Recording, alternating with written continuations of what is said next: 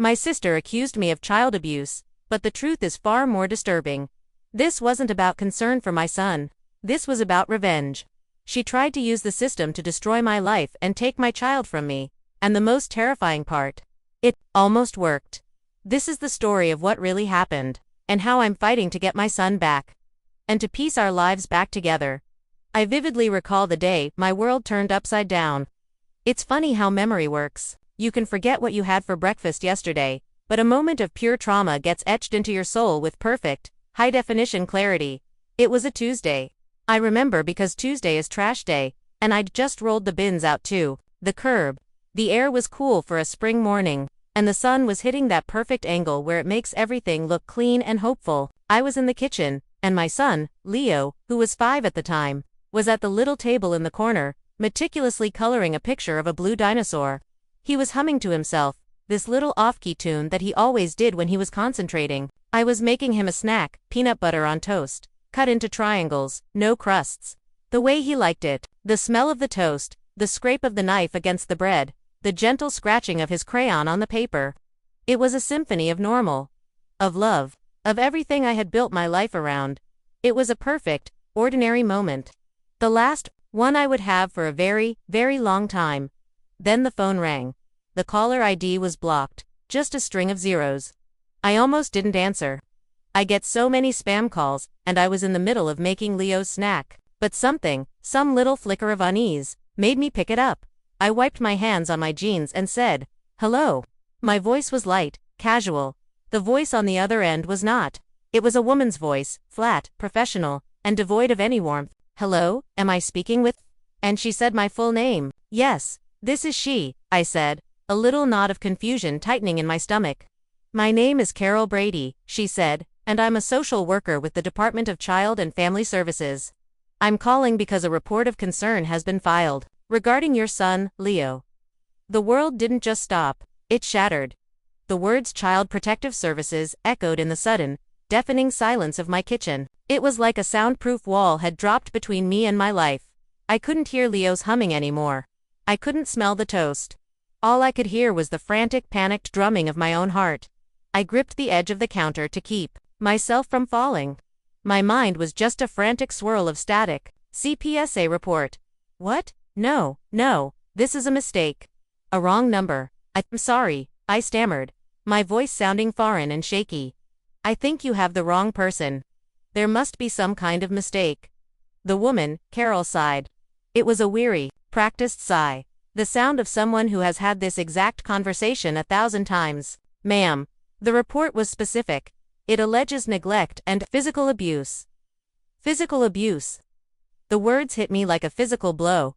I literally gasped for air. I looked over at my son, my beautiful, perfect boy, who was now looking at me with his big, curious eyes, wondering why mommy had gone so pale. I saw his perfect little face, his chubby cheeks, the tiny scratch on his chin from when he'd tripped in the yard yesterday. An injury I had cleaned and kissed and put a SpongeBob Band-Aid on. My mind raced, trying to grasp what was happening. Neglect. I track his food groups. I read parenting books. Abuse. I have never, not once, laid a hand on my child in anger. It was unthinkable. It was impossible. Who? I finally managed to choke out. Who would say something so horrible? Who would tell such a lie? There was a pause on the other end of the line. "The reports are typically anonymous to protect the reporter," she said, again, in that flat, procedural tone. However, in this case, the reporting party chose to identify herself. "The report was made by your sister, Sarah." And there it was, the final piece of the puzzle that made the senseless horror click into a kind of sickening, logical clarity. Sarah, of course, it was Sarah.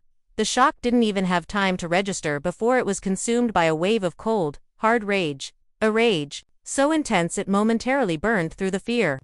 My sister and I hadn't been close for years. Our feud was the stuff of family legend, a long, ugly saga that had started with a stupid argument over our mother's will. She felt she'd been shorted, that I had somehow manipulated our parents. It wasn't true, but she'd built a narrative of victimhood around it, and she had nursed that grudge for nearly a decade. It had festered, turning her from a sister into a stranger, and then into an enemy. The jealousy was palpable every time she looked at my life, at my home, at my son. She was unmarried, unhappy in her career, and she saw my happiness not as something to be happy for, but as a personal insult. We'd had arguments. Vicious, ugly arguments where she'd said terrible things. But this was a new level of evil. This was scorched earth warfare.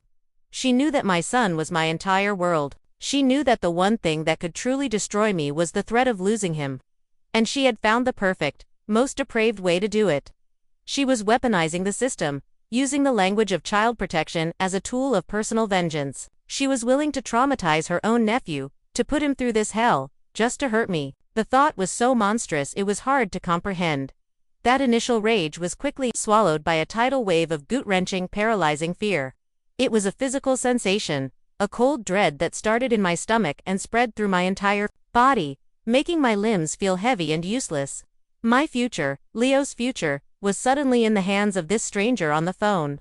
This system, which I'd always thought of as a safety net for kids in real danger, was now a monster in my house. I felt utterly, completely helpless. I was a good mother. I was a loving mother. I was dedicated to my son in every way a person could be. But in that moment, I realized that none of those things mattered. The truth didn't matter. My love for my son didn't matter. All that mattered was the accusation. A lie, whispered into the right ear, had more power than 1,000 truths. In the days that followed that phone call, I fell into a rabbit hole of late-night desperate research. I couldn't sleep. I couldn't eat. My mind was a prison of what-ifs. What if they believe her? What if they take him? Where will he go? Will he think I abandoned him? I read everything I could find about the CPS system. I read stories from other parents, forum posts, legal articles. And I discovered a terrifying reality. The system, while created with the best of intentions, is fundamentally broken. It is a bureaucracy that is overburdened, underfunded, and staffed by people who are often trained to see the worst in every situation. The core principle seems to be better safe than sorry, which sounds good on paper, but in practice it means that the rights of parents are often trampled. It means that an accusation, even an anonymous one from a source with a clear motive for revenge, is treated as credible evidence. It means you are guilty until you can somehow, against all odds, prove your innocence. I learned that the system is plagued with systemic bias. If you're a single parent, if you're low income, if you have a history of family conflict, you are already viewed with suspicion. I was a single mother. I didn't have a lot of money. And now, I had a documented family conflict. I was the system's perfect suspect. I felt like I was standing at the bottom of a mountain, and an avalanche was starting to rumble. My world hadn't just been flipped upside down. It had been strapped into a machine designed to tear it apart. And the person operating the machine was my own sister. The fight for my son had begun. And I was already exhausted. In the face of that all-consuming terror, a different instinct kicked in. The instinct to fight. The primal cornered animal instinct of a mother protecting her child. I knew that passive compliance wouldn't save me. I knew that simply telling the truth wouldn't be enough. I had to prove the truth. I had to build a case so solid, so overwhelming, that even a biased system couldn't ignore it. My life became a frantic mission to gather evidence. I turned my living room into a war room, covering the floor with papers, files, and photos. It was a desperate attempt to quantify a mother's love, to turn the intangible reality of my devotion into tangible proof. I started with the photographs. I went through years of albums and digital files, my hands shaking, tears blurring my vision. Each photo was a memory, a moment of joy that now felt tainted, like evidence for the defense. Here was Leo's first birthday, his face covered in cake and happiness. Here we were at the beach, building a sandcastle. Here he was, asleep on my chest as a newborn. I printed hundreds of them, creating a visual timeline of a happy, healthy, loved childhood. I organized them in a binder with dates and descriptions, my own little museum of normalcy. I thought, look at his eyes. Look at his smile. Does this look like a child who is abused? Next, I went after the official records. I spent hours on the phone with my pediatrician's office, requesting every single medical file since Leo's birth. I compiled a thick stack of papers showing consistent well-child visits, up-to-date vaccinations, and detailed notes from every time I'd brought him in for a cough or a scraped knee. The records painted a clear picture, a vigilant mother who sought medical care for every little thing. A child who was meeting all his developmental milestones, a boy who was, by every objective medical standard, thriving. I got his dental records. I got his immunization records from the county. I was building a fortress of paperwork, each page a brick in my wall of defense. Then, I turned to the people who saw us every day. I humbled myself and asked for help. I wrote a carefully worded email to his preschool teacher, Mrs. Davis, explaining that I was dealing with a difficult family matter and would be grateful if she could write a letter about her observations of Leo and my parenting. I didn't tell her the specifics. I was too ashamed. But she was a kind woman, and she wrote a beautiful letter describing Leo as a happy, well-adjusted child, and me as an involved, caring, and attentive parent who always volunteered for school events. I tearfully asked my neighbors, an elderly couple who often saw us playing in the yard, to do the same. I reached out to other moms from my son's playgroup. One by one, the letters came in, each one a testament to the life my sister was trying to burn down. I collected them all, each letter a voice shouting against my sister's lie. I put everything into a massive, organized binder. It was my mountain of evidence, my proof of life. And I presented it to the CPS worker, Carol, during our first formal meeting, my heart pounding with a desperate hope that this would be enough. I thought, surely, faced with this overwhelming proof, she would see the truth. She would see this for what it was, a malicious, baseless attack. I was wrong. The evidence was accepted, logged, and seemingly ignored. The investigation continued, and it was a grueling, soul-crushing experience. It was a systematic dismantling of my privacy, my dignity, and my sanity. The meetings were the worst. They took place in a sterile, windowless office that smelled of stale coffee and bureaucracy. I would sit across a metal table from Carol, who would ask me the same questions, again and again, just rephrased slightly. Tell me about your relationship with your sister. How do you handle it when Leo has a tantrum?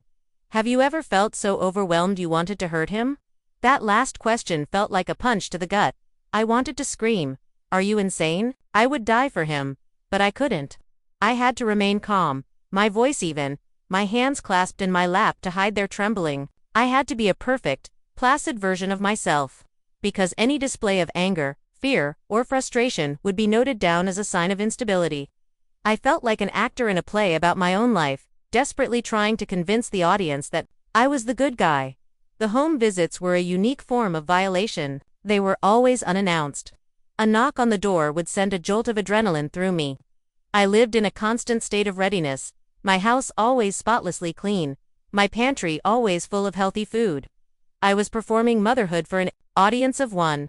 The social worker would walk through my home, my sacred space, with a critical eye. She'd look in my fridge, open my cupboards, inspect my son's room. She would check for safety locks and outlet covers. Every corner of my life was under scrutiny. I felt like I was living in a glass house, constantly being judged. The process was a relentless assault on my character, leaving me feeling raw, exposed, and utterly exhausted. The emotional weight was crushing. I would go to bed every night with a knot of dread in my stomach and wake up with the same feeling of impending doom.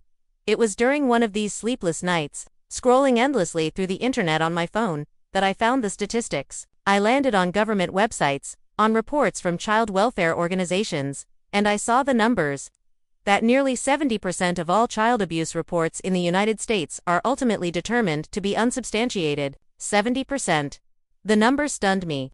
It meant that for every 10 families investigated, 7 of them were put through this hell for nothing. 7 families had their lives turned inside out, their children interrogated, their reputations damaged, based on claims that were found to be baseless. Seeing that number didn't make me feel better, but it validated my anger. It wasn't just me, it was a systemic problem. This wasn't just a personal nightmare. It was a public crisis. It highlighted the desperate need for a more careful, more thorough, and more nuanced approach. The system was casting a net so wide to catch the guilty that it was trapping countless innocent families in the process. But a statistic is just a number. The real impact was seeing the toll this was taking on my son. This was the part that truly broke my heart. Every single day. He was only 5, too young to understand the legalities or the gravity of the situation, but he wasn't too young to feel the poison seeping into our home. He saw my red, swollen eyes in the morning. He felt the tension in my shoulders when I hugged him. He had to sit in a room with a stranger, the social worker, and answer questions he didn't understand. Does mommy ever yell? Does mommy ever hit you? The thought of him having to even process those questions, of a stranger planting those ideas in his head, was unbearable. He started wetting the bed again, something he hadn't done in over a year. He would have nightmares and wake up screaming. For me, he became my little shadow, terrified to let me out of his sight, as if he knew, on some primal level, that someone was trying to take me away. My sister, in her quest to harm me, had aimed her arrow at my heart, but it had passed straight through and struck my son, shielding him from that pain, while simultaneously trying to fight for my very right to be his mother, was the hardest thing I have ever done. It was a daily battle fought on two fronts, and it was tearing us both apart. There's a common misconception that if a CPS case is closed in your favor, you've won. That everything goes back to normal. That's a fantasy. The truth is, the accusation itself is the punishment. The investigation is the punishment. The emotional wreckage left behind is the real, lasting sentence. Even when the system finally, reluctantly, admits you're innocent, the damage is already done. It's a bomb that goes off in your life, and you spend the rest of your days trying to piece together the fragments. That the emotional impact on a family is nothing short of devastating. It's a unique kind of trauma. It's not just the fear and the stress of the investigation itself. It's the insidious way it poisons everything. It erodes your trust in your family, in your community, in the very systems that are supposed to protect you. For me, the world suddenly felt like a hostile place. I became suspicious of everyone. When another parent at the park would smile at me, I'd wonder, do they know? Are they judging me? I'd see a police car in the neighborhood and my stomach would clench. The sense of safety and normalcy I had taken for granted was gone, replaced by a constant, low-level hum of paranoia. It's an exhausting way to live. This is not just my story. During those long dark nights of research, I came across a statistic from the National Child Abuse Hotline for 2024 that I will never forget. It stated that 71% of all reported child abuse cases were unsubstantiated. I would just stare at that number on my screen. 71%. Millions of reports. Millions of investigations. Millions of families, just like mine, put through an emotional meat grinder based on accusations that turned out to be false, mistaken, or malicious. That number isn't just data. It represents a vast ocean of unnecessary suffering. It's a screaming testament to the fact that our approach is wrong. We need a system that is capable of more nuance, one that prioritizes a thorough and unbiased initial assessment before launching a full-scale investigation that can inflict so much collateral damage. We need to protect children. Absolutely. But we cannot do it by destroying innocent families in the process. The constant worry and fear became the new wallpaper of our home. It changed our family dynamic in ways that are hard to admit. I found myself becoming hesitant, second-guessing every parenting decision.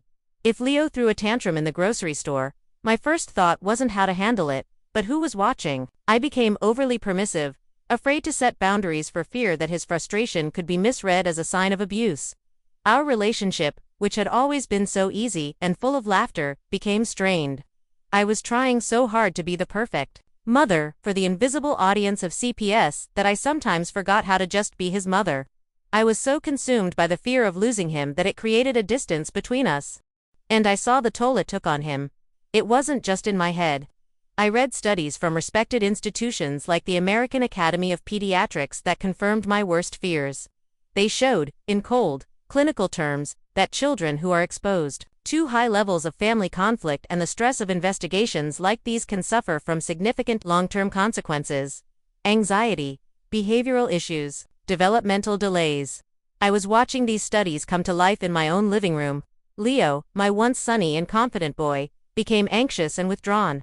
He started chewing on the collar of his shirts, a nervous habit that broke my heart. He would cry when I dropped him off at preschool, clinging to my leg, terrified that I wouldn't come back. He was a child living in a state of uncertainty and fear, and it was my sister's lies that had put him there. The accusation wasn't just against me. It was an act of emotional cruelty against an innocent child. The long-term effects of that exposure, of that trauma, are something I still worry about every single day.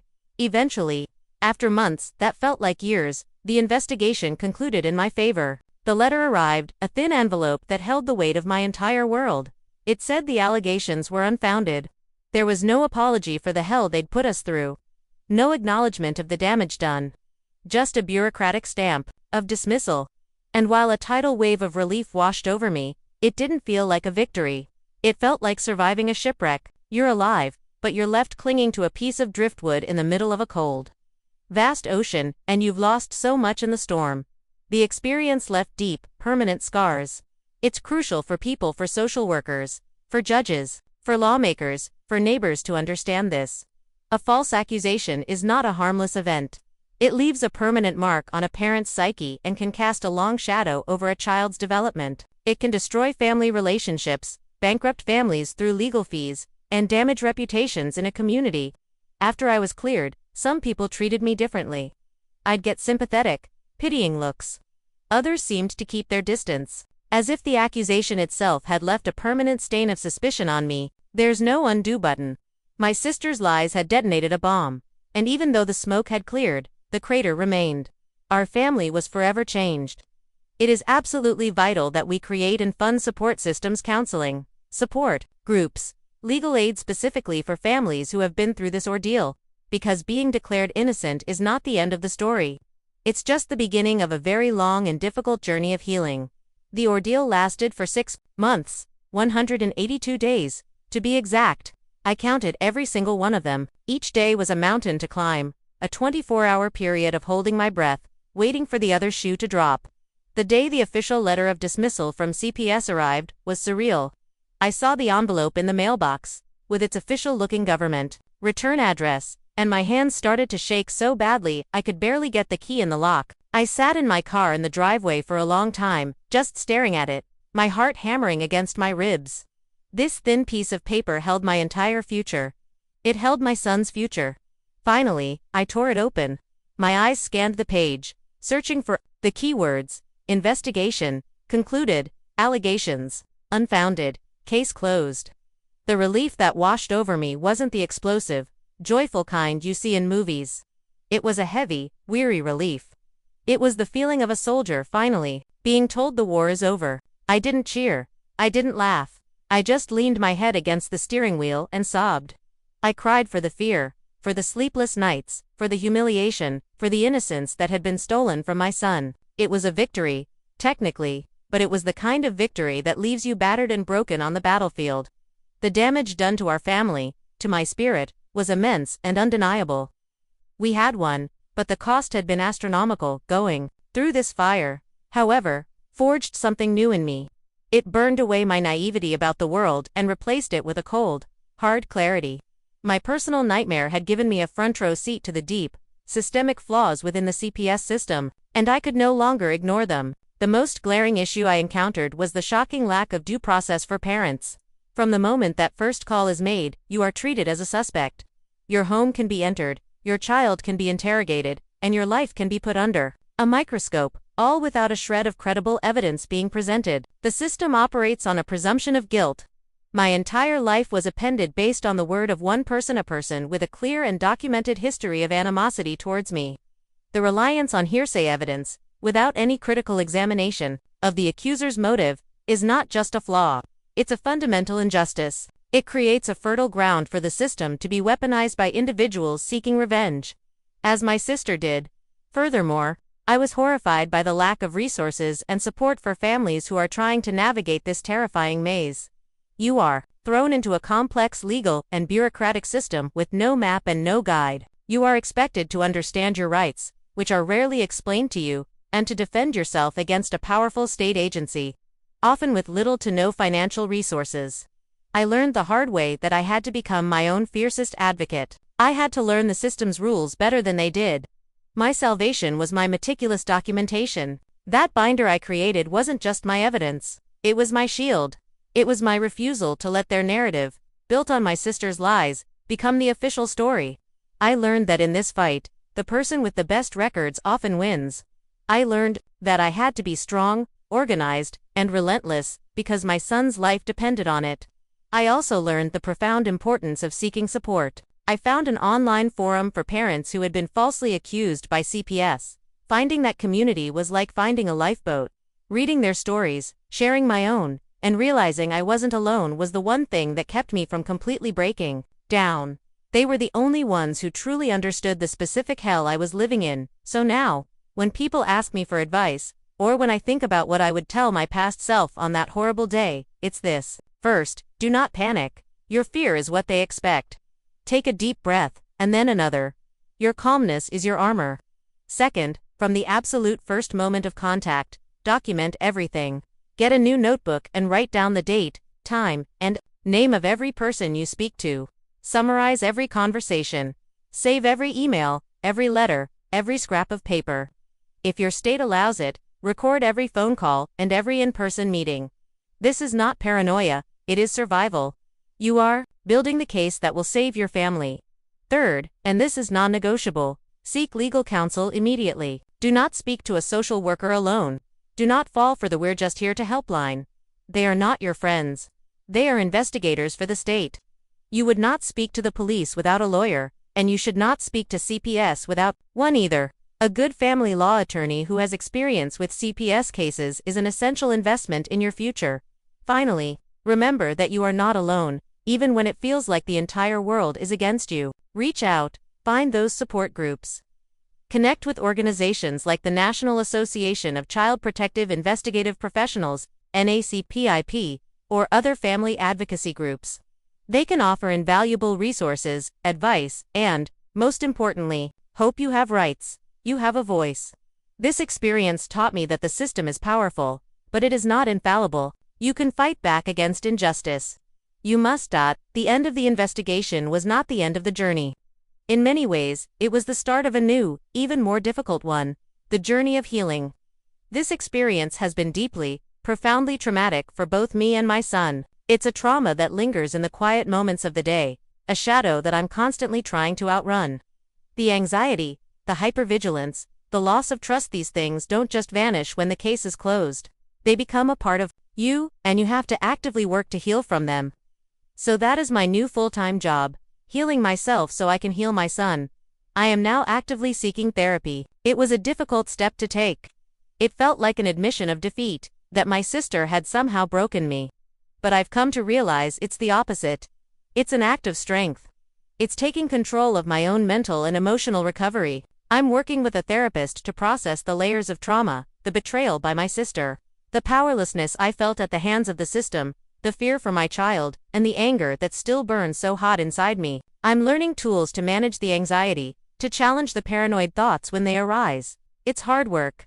Some days I leave her office feeling emotionally drained, but I know it's a necessary part of rebuilding my life. I am committed to this process, not just for me, but for Leo. He deserves a mother who is whole, not one who is constantly looking over her shoulder. And I am pouring all my energy into providing my son with the support he needs to cope with what he's been through. We've started play therapy, which has been an incredible resource. It gives him a safe, structured environment to express the big feelings that he doesn't have the words for. Through play, he can act out his fears, his confusion, his anger at the disruption to his world. Seeing him work through this is both heartbreaking and incredibly inspiring. It's a stark reminder of the resilience of children, but also of the profound responsibility I have to help him navigate the emotional aftermath of this ordeal. At home, my absolute priority is rebuilding our family bond and reinforcing his sense of security. The world showed him that it could be a scary and unpredictable place. My job is to make our home his unwavering sanctuary. This means a radical commitment to being present. It means more time spent on the floor with his Legos, with my phone in another room. It means more snuggles on the couch, reading his favorite books over and over again. It means more spontaneous dance parties in the kitchen. We are on a mission to create a tidal wave of new, happy memories to wash over the dark ones from the past year. I am focused on re-establishing the simple, joyful rhythms of our life. Consistency, patience, and unconditional love are my primary tools. Every time I tuck him in at night and kiss his forehead, I tell him, "You are safe, and I will always be here to protect you." It's a promise to him, but it's also a promise to myself. But my healing cannot be a private affair. I cannot, in good conscience, walk away from this experience and just try to forget it. Doing so would feel like a betrayal to every other family that has suffered or will suffer the same injustice. My pain has to have a purpose. And so, I am passionate about advocating for real, systemic change within CPS. I refuse to let what happened to us be just another sad story. I want it to be a catalyst. I believe the change needs to start with training. Social workers are on the front lines, and they are given an incredible amount of power. They need more intensive, ongoing training on critical thinking, unconscious, bias detection, and the dynamics of family conflict. They need to be trained to look for motives behind accusations, to understand that a report can be a weapon, not just a cry for help. I am also advocating for greater transparency and accountability. In the investigation process, parents should have the right to know the specific allegations against them from day one. They should have the right to review the evidence being collected. There should be a clear, accessible appeals process for parents who feel they are being treated unfairly. And critically, we need more resources dedicated to families facing these accusations. There should be state-funded access to legal counsel, so that a parent's ability to defend their family doesn't depend on the size of their bank account. There should be readily available mental health support and counseling for parents and children who are going through the trauma of an investigation. Right now, the system is set up to investigate and punish, not to support and heal. That has to change. I've started writing letters to my state representatives. I've joined advocacy groups. I am sharing my story, as hard as it is, because silence allows the system to continue failing families. This fight is no longer just about me and my son. It's about creating a system that is truly just, one that protects children without needlessly destroying the innocent families who love them. This has become my mission. This is still my reality. Every day, healing is a process, but talking about it, it helps. Thanks for hearing my story. If you've ever faced something similar, or if this resonated with you in any way, tell me in the comments. Your voice matters. We need to let people know they're not alone.